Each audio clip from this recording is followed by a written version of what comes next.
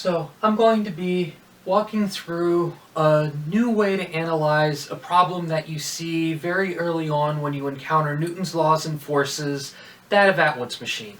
An Atwood's machine is really just a fancy word for a pulley. And we did a lab where we essentially had two masses on either side of a pulley.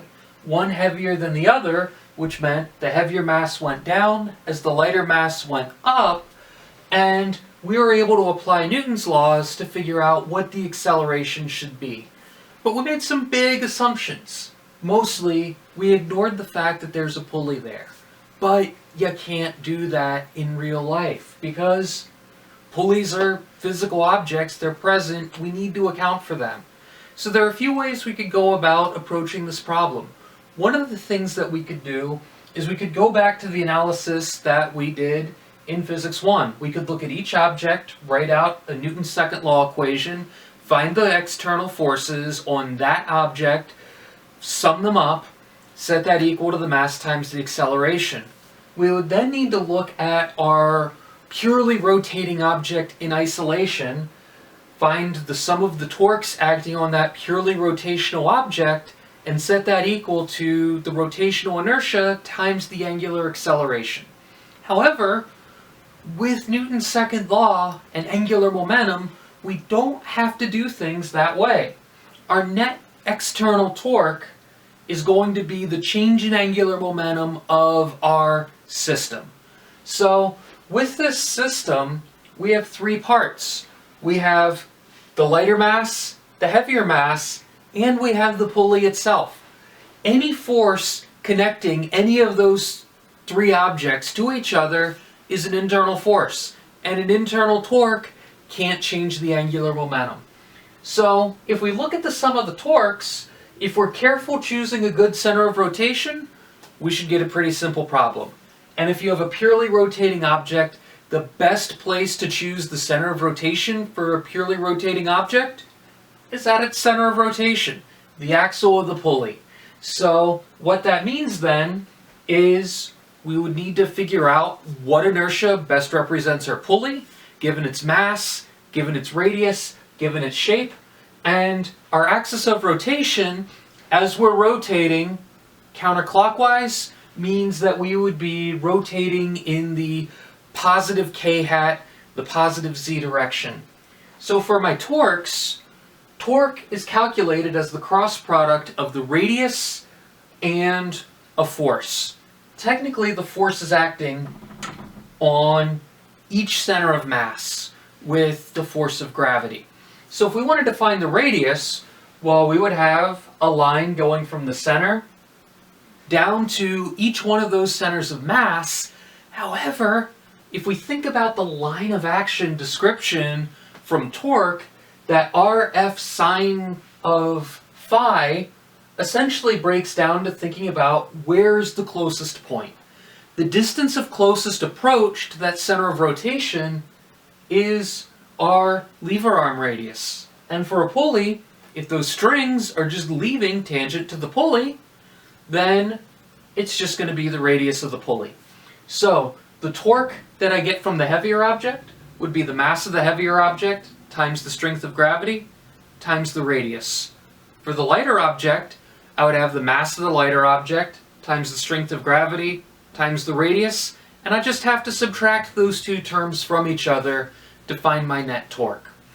Now, to figure out my change in angular momentum, I have to think about things because I have a purely rotational object, and for purely rotational objects, the angular momentum is just the moment of inertia times the angular velocity. So for the pulley, that's it. But mass 1 and mass 2 weren't rotating. They were going straight up and straight down. Well, the good news is there's a way to think about all momenta as an angular momentum. An angular momentum is just a momentum with a lever arm.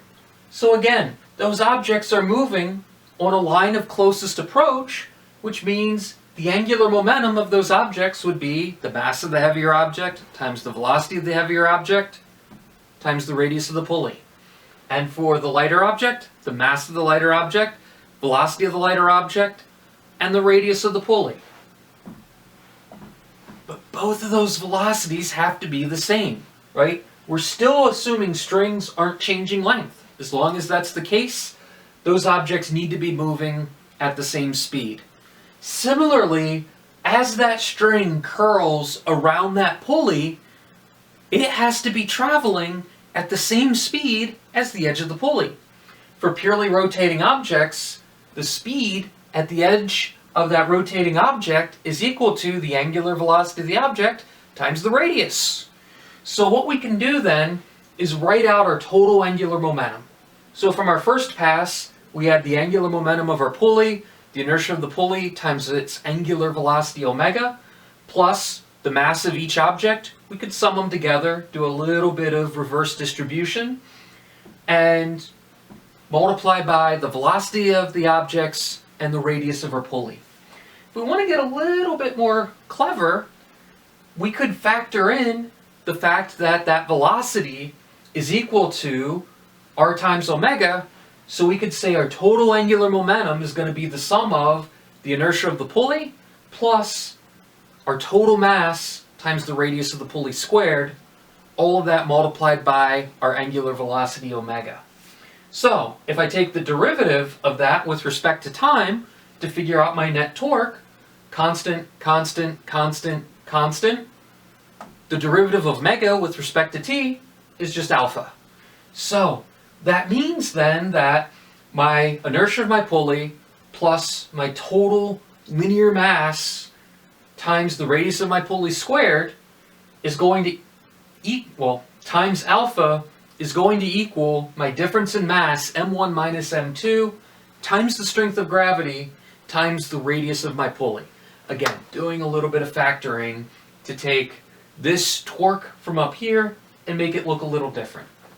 Now the last bit of factoring that I want to do is I want to take this r squared out of these brackets that I have here.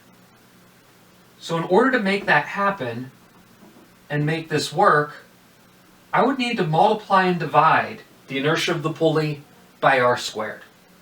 So mathematically that's now the same, but r and r cancels out. And if I have r times my angular acceleration alpha, r times alpha is just my linear acceleration a. So, to solve for that acceleration, our acceleration is going to be our net force, the difference in mass, times the strength of gravity, divided by the mass of pulley 1, the mass of pulley 2, and the inertia of my pulley divided by the radius of my pulley squared. Now, beyond this, we would need to get a little bit more detail, start making some assumptions about these pieces. So, one version of the experiment involves having a ½ kilogram mass on either end of a string, adding at one point 50 grams to the heavier side, and then the pulley that we'd use has a mass of 0.150 kilograms. Now, one of the things you may have noticed, I didn't tell you anything about the radius of the pulley. Well, the pulley we're going to treat as a solid cylinder. So if a pulley is a solid cylinder, the inertia of a solid cylinder is just equal to 1/2 times the mass of the pulley times the radius of that pulley squared. So 1/2 mr squared over r squared means we just add 1/2 the mass of the pulley. Now the other extreme might be a pulley that's almost a hoop. With a hoop, the inertia is mr squared. So in the case of a hoop pulley, we would add the mass of the pulley to the denominator. And in reality, most pulleys are somewhere in between a perfectly uniform solid cylinder and a perfect hoop. So in reality, we'd have a multiplier of somewhere between half and the whole mass. So to wrap things up, 550 grams minus 500 grams is 50 grams, 0.050 kilograms, times the strength of gravity, which on Earth, as we say, is 9.8 meters per second squared. In the denominator, we'd have 0.5 kilograms, 0.55 kilograms, plus half of the mass of our pulley, which would be a total of 0.075 kilograms, add those up, divide it into our numerator, and we get an acceleration of 0.44 meters per second squared. Thank you for watching.